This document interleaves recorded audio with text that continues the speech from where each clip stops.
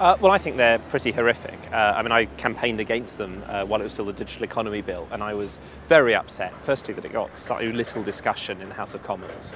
I mean, I watched the whole sort of run of hours, and that was an absolutely awful process. I think that those provisions are bad. They are trying to fix a problem, but they're doing so in one of the worst ways one can imagine. It means threatening people without any proof.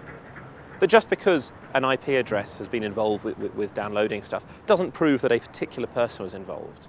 Even if it did, it's a form of collective punishment. If there are lots of people all living together, it doesn't prove that all of them are responsible. We wouldn't tolerate that anywhere else.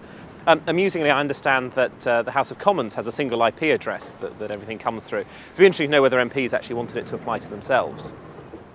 So it's not fair. You can't identify people well.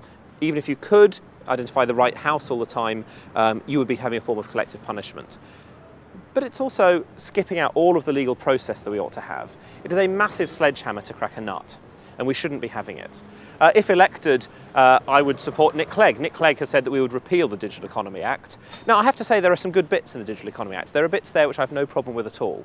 But it was all rushed through, and I think the right thing to do is to scrap it and start again. And the good bits will stay there, but the bad bits, like disconnection, will be stripped out. And I think that's what we have to see.